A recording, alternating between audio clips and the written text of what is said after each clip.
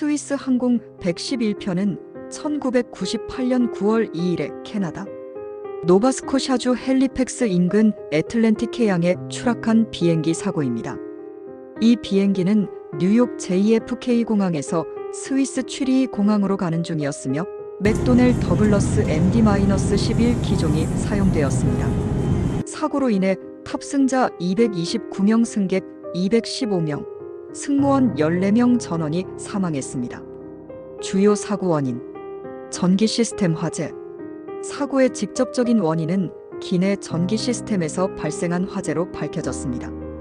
기내 오락 시스템의 배선에서 단락이 발생해 불꽃이 튀었고, 이로 인해 항공기 천장 내부의 가연성 단열재에 불이 붙었습니다.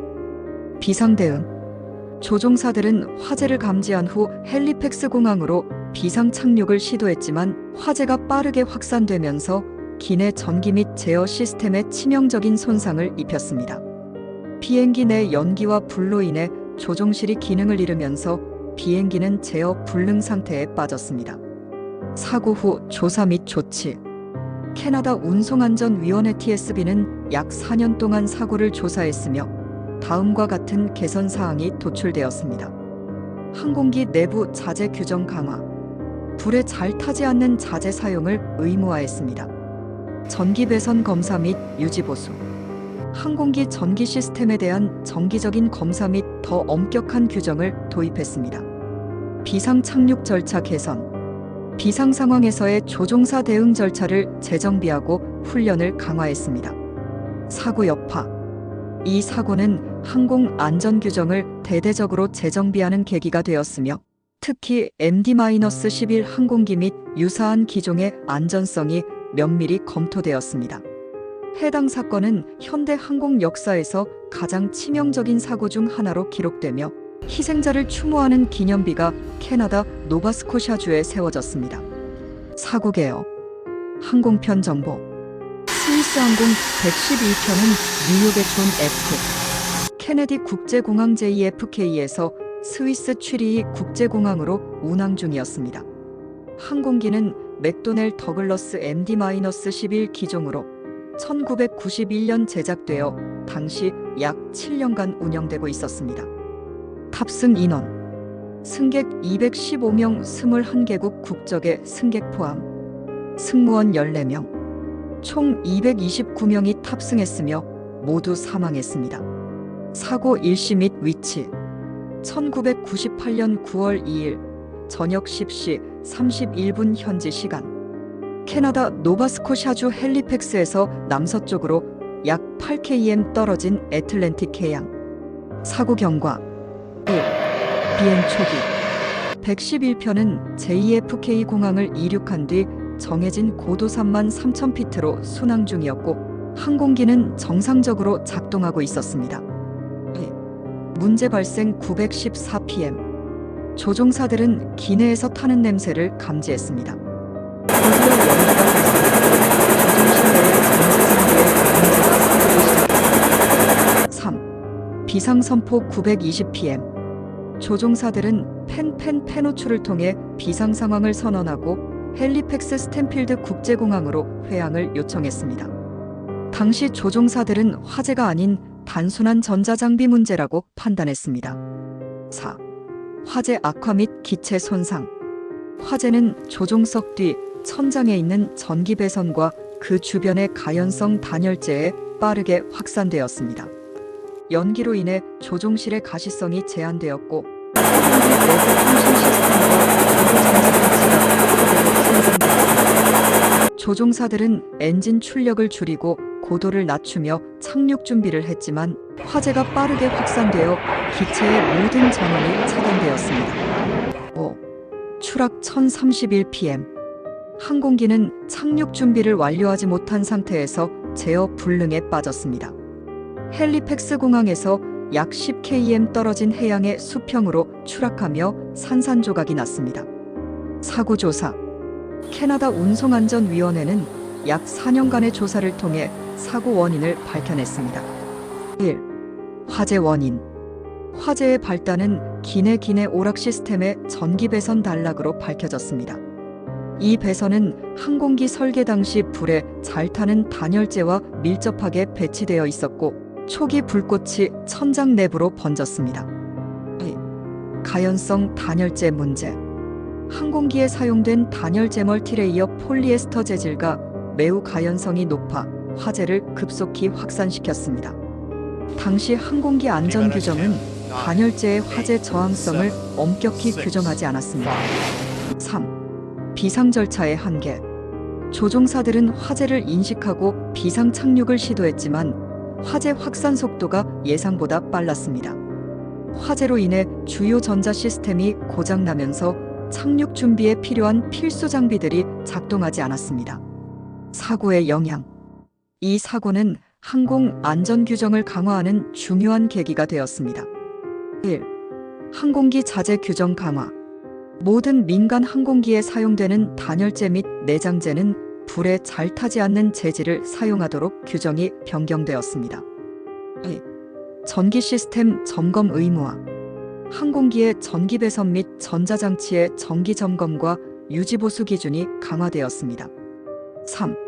비상훈련 개선. 조종사들에게 화재 발생 시 더 신속하고 효율적으로 대응할 수 있도록 훈련 프로그램이 개편되었습니다. 4. MD-11 기종 검토. MD-11 항공기 전체에 대해 철저한 점검이 이루어졌으며 여러 기종에서 비슷한 단열재와 배선 문제가 발견되었습니다. 추모와 기념. 희생자 추모비. 사고 희생자들을 기리기 위해 노바스코샤주에 2개의 추모비가 세워졌습니다. 하나는 피기스 코브, 다른 하나는 베이스워터에 위치해 있습니다. 1. 기내 화재의 특성과 확산. 화재의 시작. 화재는 조종석 뒤 천장 내부의 전기 배선에서 발생한 단락으로 시작되었습니다. 기내 오락 시스템은 당시 최신 기술이었으나 전력 소비가 많고 배선이 복잡하여 위험 요소로 작용했습니다. 화재 확산의 주요 요인. 천장 내부의 단열재 멀티레이어 폴리에스터와 폴리우레탄 코팅은 가연성 물질로 불이 붙으면 빠르게 확산되었습니다. 기내 배선 다발이 밀집된 구조로 설계되어 불길이 여러 시스템으로 빠르게 전이되었습니다. 조종실의 상태. 화재가 조종석까지 확산되면서 전자장비가 잇따라 고장났습니다. 연기로 인해 조종사들은 시야를 잃었고 산소 마스크를 착용해야 했습니다. 조종실 장비의 전원이 꺼지고 필수 계기판이 작동을 멈추면서 항공기는 사실상 장님 상태로 비행하게 되었습니다. 조종사들의 비상 대응. 조종사들은 초기에는 화재를 인지하지 못하고 냄새와 연기가 환기 문제나 전자장치 결함 때문이라고 판단했습니다.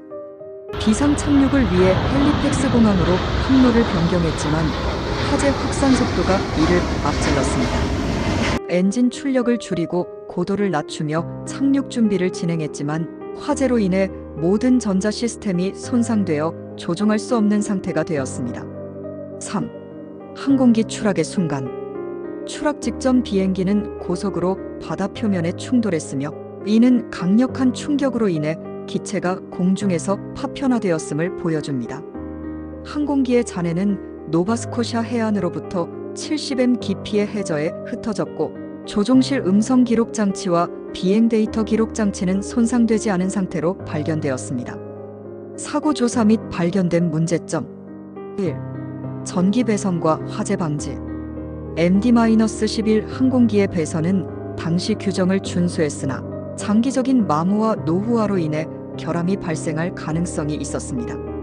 배선 주위에 사용된 단열재는 화재 저항성이 낮아 전기 화재가 발생하면 쉽게 불길이 번질 수 있었습니다. 기내 오락 시스템. 스위스 항공은 고객 편의를 위해 IFEN을 도입했지만 이 시스템은 설치 당시 안전성 검토가 부족했습니다. IFEN은 항공기 전력 시스템에 과부하를 일으킬 가능성이 높았으며 이를 감지하고 차단할 수 있는 장치가 없었습니다. 3. 비상 대응 및 절차. 조종사들은 당시의 매뉴얼에 따라 비상 상황을 처리했지만 화재의 확산 속도를 과소평가했습니다. 비상 착륙을 시도하기 위해 비행기 무게를 줄이는 연료 덤핑을 시작했지만 이 과정에서 시간이 지체되었습니다. 사고 후의 주요 변화 1. 항공기 자재와 설계 불연성 단열재 의무화 모든 민간 항공기에는 불연성 자재를 사용하도록 규정이 강화되었습니다. 전기 배선 점검 강화 정기적인 배선 검사와 유지보수 작업이 항공기 운영의 필수 요소가 되었습니다. 특히 오래된 항공기의 배선 시스템이 현대 기준에 맞도록 개선되었습니다. 2. 화재 감지 및 진압 시스템 항공기 내부 화재를 조기에 감지하고 진압할 수 있는 시스템이 도입되었습니다. 연기 감지 센서와 소화 시스템의 위치와 작동 방식이 대폭 개선되었습니다. 3. 조종사 훈련 조종사들은 화재 발생 시의 신속 대응을 포함한 고급 비상 훈련을 받게 되었습니다. 화재가 발생하면 비행을 지속하기보다 즉각 착륙하는 것이 우선순위로 강조되었습니다. 4. 기내 오락 시스템 개선 항공기 제조사와 운영사는 새로운 전자 시스템을 도입할 때 안전성 검토를 의무적으로 수행해야 했습니다. 전자장치의 전력 소모와 배선 설치 방식이 더 엄격히 규제되었습니다. 추모와 사회적 여파 1. 희생자 추모 사고 후 스위스 항공과 캐나다 정부는 희생자들을 기리기 위해 2개의 추모비를 세웠습니다. 피기스코브 사고 현장을 내려다볼 수 있는 기념비 베이스워터 희생자들의 이름이 새겨진 묘비 2. 항공 안전 개선 이 사고는 전 세계적으로 항공 안전 규정을 재검토하는 계기가 되었습니다. 국제민간 항공기구와 미국 연방항공청 FAA에 이은 사고를 기반으로 새로운 화재 안전 규정을 제정했습니다. 결론 스위스 항공 111편 사고는 항공기 내부 화재의 위험성과 비상 대응 체계의 한계를 적나라하게 보여준 사례였습니다. 이를 통해 항공 안전은 더욱 강화되었으며 전 세계의 항공사와 제조업체는 사고에서 얻은 교훈을 바탕으로 더 안전한 항공기를 설계하고 운영하고 있습니다.